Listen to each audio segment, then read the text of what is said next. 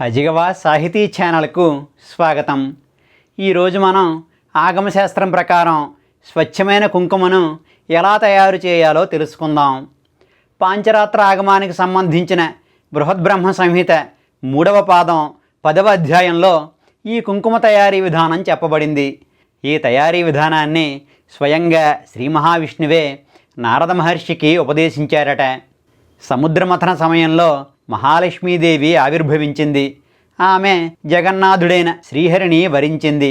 ఆ సమయంలో స్వామివారి దివ్యమంగళ స్వరూపాన్ని చూసిన అమ్మవారి హృదయం ప్రేమతోనూ ఆనందంతోనూ ఉప్పొంగిపోయింది. అప్రయత్నంగా ఆమె కన్నుల నుండి ఆనంద బాష్పాలు రాలాయి. అవే పసుపు పంటగా మారాయి. అలా స్వామివారిపై అమ్మవారికున్న ప్రేమకు చిహ్నంగా పసుపు పుట్టింది.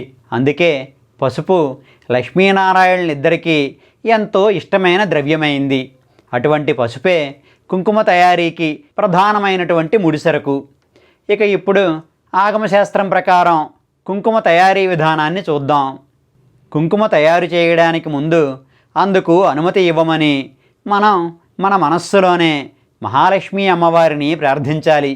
ఆపై స్వచ్ఛమైనటువంటి పసుపు కొమ్ములను తీసుకొని వాటిని పంచగవ్యాలతో శుద్ధి చేయాలి.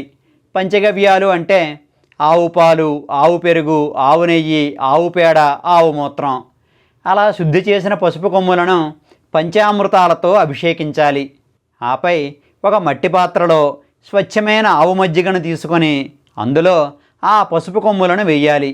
ఆ పాత్రను ఆవు పేడతో అలికినటువంటి శుభ్రమైన ప్రదేశంలో ఉంచాలి. అలా ఒక రాత్రంతా ఆ పసుపు కొమ్ములను మజ్జిగలో నాననివ్వాలి. ఆ తరువాత రోజు బాగా నానినటువంటి ఆ పసుపు కొమ్ములను బయటకు తీసి వాటి కణుపులను కత్తితో శుభ్రంగా చెక్కేయాలి. అలా శుభ్రం చేసినటువంటి పసుపు కొమ్ముల్ని మరో పాత్రలో ఉంచి ఒక రోజంతా నీడలో ఆరబెట్టాలి. ఆ మరునాడు బాగా ఆరినటువంటి ఆ పసుపు కొమ్ములను ఆమ్లద్రవ్యంతోనూ అలానే వేపరసంతో కానీ వేపగుజ్జుతో కానీ బాగా మర్దించాలి. అంటే ఆ పసుపు కొమ్ములకు ఆమ్లరసం వేపరసం బాగా పట్టేలా చెయ్యాలి. ఆపై వాటికి టంకణాన్ని కూడా కలపాలి. ఆమ్లద్రవ్యము అంటే పుల్లటి పదార్థమని అర్థం. ఇందుకోసం దబ్బకాయ రసాన్ని కానీ లేదా నిమ్మకాయ రసాన్ని కానీ కలపాలన్నది పెద్దలు చెప్పే మాట. అలానే టంకణం అంటే వెలిగారం. దీనిని ఇంగ్లీష్లో బొరాక్స్ అంటారు.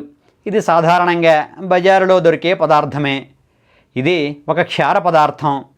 అలా పుల్లని రసం వేపగుజ్జు వెలిగారం పట్టించిన ఆ పసుపు కొమ్ములపై ఆముదం చెట్టు ఆకుల్ని కప్పాలి. ఆ పాత్రను ఒక శుభ్రమైన గాలి ఎక్కువగా తగలని ప్రదేశంలో ఉంచాలి.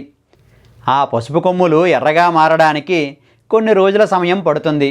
అంతవరకు ఆ పాత్రను అక్కడే ఉంచి జాగ్రత్తగా చూసుకుంటూ ఉండాలి. పసుపు కొమ్ములు ఎర్రగా మారాక వాటిని బాగా శుభ్రం చేసి రాతిపైన వేసి మెత్తగా నూరాలి. ఆ చూర్ణానికి కొన్ని చుక్కల సుగంధ తైలాన్ని కానీ కొద్దిగా పచ్చకర్పూరాన్ని కానీ కలపాలి. అదే మహాలక్ష్మీదేవికి ప్రీతిపాత్రమైనటువంటి శ్రీచూర్ణం అనబడే కుంకుమ. ఆ కుంకుమకు జాజిపూల వాసన బాగా పట్టేలా చేసి ఆ తరువాత ఒక శుభ్రమైన పాత్రలో ఉంచాలి. ద్వాదశి తిథి నాడు అమ్మవారికి ఆ కుంకుమను భక్తితో నివేదించి ఆపై దానిని ఉపయోగించుకోవాలి. ఇది బృహద్బ్రహ్మ సంహితలో చెప్పబడ్డ కుంకుమ తయారీ విధానం. ఈ విధానాన్ని పరిశీలనగా చూస్తే పసుపును ఎర్రని రంగులోకి మార్చడానికి వెలిగారం, ఆ రంగును స్థిరంగా ఉంచడానికి ఆమ్లరసం, ఆ కుంకుమకు ఔషధ గుణాలు తేవడానికి వేపగుజ్జు, సువాసన కోసం సుగంధ తైలం, పచ్చకర్పూరం ఉపయోగపడతాయి. పాంచరాత్ర ఆగమంలో చెప్పబడ్డ విషయం కాబట్టి ఇది సాంప్రదాయకమైన కుంకుమ తయారీ విధానం. వైష్ణవాచార్యులు ఈ కుంకుమను తయారు చేసేటప్పుడు శ్రీ సూక్తంతో పాటు కొన్ని మంత్రాలను కవచాలను కూడా పఠిస్తారు. అది ఆగమశాస్త్రాంతర్గతమైన విషయం. ఈ కుంకుమ తయారీ విధానాన్ని చెప్పడానికి ముందు అదే అధ్యాయంలో సంక్షిప్తంగా ఒక శ్లోకంలో పసుపు ఎర్రని కుంకుమగా ఎలా మారుతుందో చెప్పబడింది. ఆ శ్లోకం హరిద్రా సంభవం చూర్ణం టంకణేన సమన్వితం భావితం చామలద్రవ్యేణ రక్తత్వముపయాతి. హరిద్ర అంటే పసుపు, ఆ పసుపు చూర్ణానికి వెలిగారాన్ని కలిపి ఆపై దానిని పుల్లని రసంతో బాగా మర్దిస్తే ఆ పసుపు ఎర్రని రంగులోకి మారుతుంది. ఇది ఆ శ్లోకానికి భావం. కొంతమంది కేవలం ఈ లఘు పద్ధతిలోనే కుంకుమను తయారు చేసుకుంటూ ఉంటారు. నిజానికి బయట దొరికే రసాయనాలు కలిసినటువంటి కుంకుమను వాడే కంటే ఇటువంటి కుంకుమను వాడుకోవడం ఎంతో శ్రేష్టం. అయితే పూర్తి సాంప్రదాయబద్ధంగా ఆగమశాస్త్రం ప్రకారం కుంకుమ కావాలంటే మాత్రం ముందు చెప్పుకున్న పద్ధతినే పాటించాలి. పాంచరాత్ర ఆగమాన్ని పాటించే ఆచార్యులు ఖచ్చితంగా ఈ విధానంలోనే కుంకుమను తయారు చేసుకుంటూ ఉంటారు. అటువంటి పెద్దలు వారి సూచనల్ని అభిప్రాయాలను కామెంట్లలో పంచుకుంటే అవి భక్తులందరికీ ఎంతగానో ఉపయోగపడతాయి. ఇక ఈనాటి భాగాన్ని ముగించే ముందు నాదొక విన్నపం. భాషా సాహిత్యాలకు అంకితమైన అజిగవా ఛానల్ మనందరిది. మన అజిగవ ఎటువంటి ఒడిదుడుకులు లేకుండా ముందుకు సాగిపోవడానికి మీ వంటి సాహిత్యాభిమానుల వదాన్యత కూడా ఎంతో అవసరం. అజిగవకు సాహితీ పోషణ చెయ్యాలి అనుకునేవారు 9949121544 నెంబరుకు మీ మనసుకు నచ్చినంత నగదును ఫోన్పే లేదా గూగుల్ పే చేయండి. ఇక ఈనాటికి స్వస్తి. మీ రాజన్ పీటీఎస్కే.